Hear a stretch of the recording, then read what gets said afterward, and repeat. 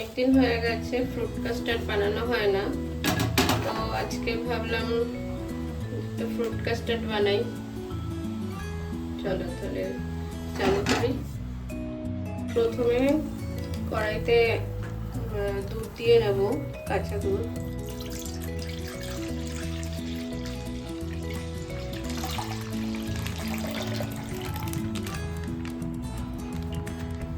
এটাকে ফুটতে দেবো একটু, তারপর একটু ঘন করতে হবে এটাকে, দুধটাকে। এই সময়তে এবার একটু এলাচের গুঁড়ো দেবো, এলাচের গুঁড়ো,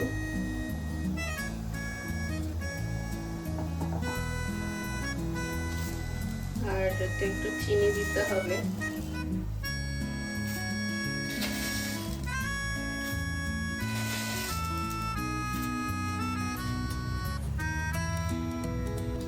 এবার এটা কিছুক্ষণ ফুটতে দেবো, একটু হালকা ঘন হতে দেবো এটাকে। এবার একটা বাটিতে 2 টেবিল স্পুন কাস্টার্ড পাউডার নেব। এটাকে জল দিয়ে একটু গুলে রেখে দেবো। এবার একটু জল দিয়ে মিলিয়ে রেখে দেবো এটাকে।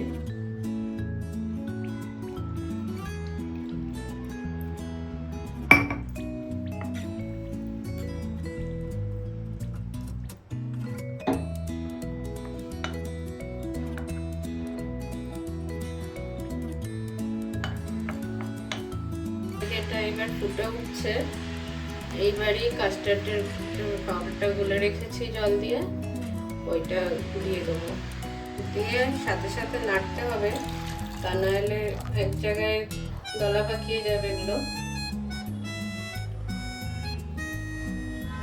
এরকম করে একটা নাড়তে হবে এটাকে।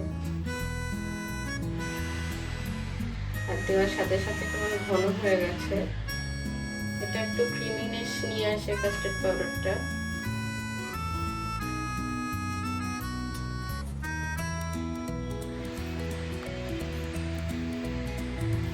তবে আরেকটু ঘন করব,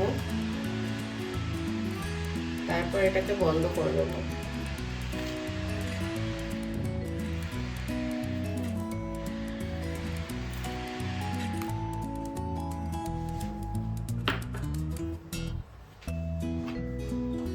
এরকম ঘন হয়ে এসছে, এরকম অবস্থা বন্ধ করে দেবো, একটু ঠান্ডা হতে দেবো। তারপর থেকে এতে ফ্রুটসগুলো মেশাবো। এই গরম গরম অবস্থায় দেবো না, আর একটু ঠান্ডা করলে আর একটু বসে যাবে, তার জন্য আমি এখনই বন্ধ করে দেবো। দিয়ে এটাকে একটু ঠান্ডা হতে দেবো। কাস্টার্ডটা যতক্ষণে ঠান্ডা হতে থাক, আমি ততক্ষণে ফ্রুটসগুলো কেটে নিই। ফ্রুটসগুলো কাটা হয়নি।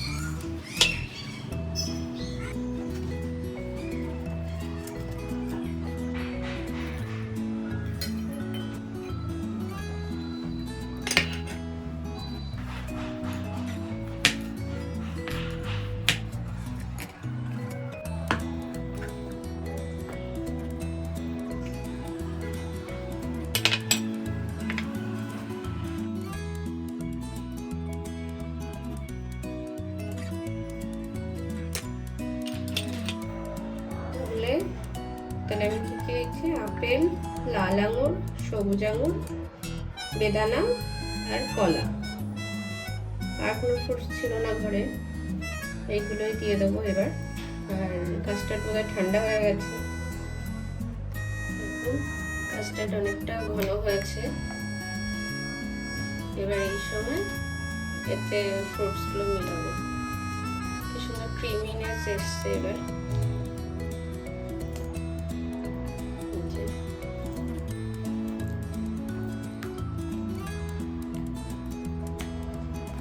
আর গ্যাস অন করবো না, এতেই ফ্রুটসগুলো মিলিয়ে দেবো।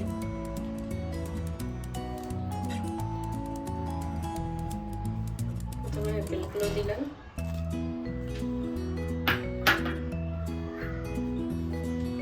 রেড গ্রেপস,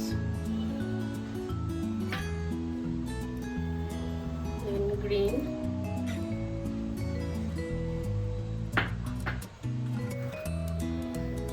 banana, লাস্টে এই বেদানাগুলো। তো এর সাথে মিলিয়ে নেবো ভালো করে।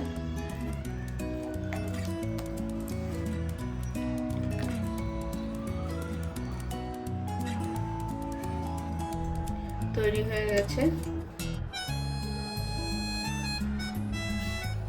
এখন এটা গরম আছে, হালকা হালকা গরম আছে, তা 2-3 ঘন্টা আমি ফ্রিজে রেখে দেবো এটাকে ঢেকে, তারপর তাই সার্ভ করবো। আমাদের এখানে অত ঠান্ডা নেই, ওই জন্য এটা বানালাম।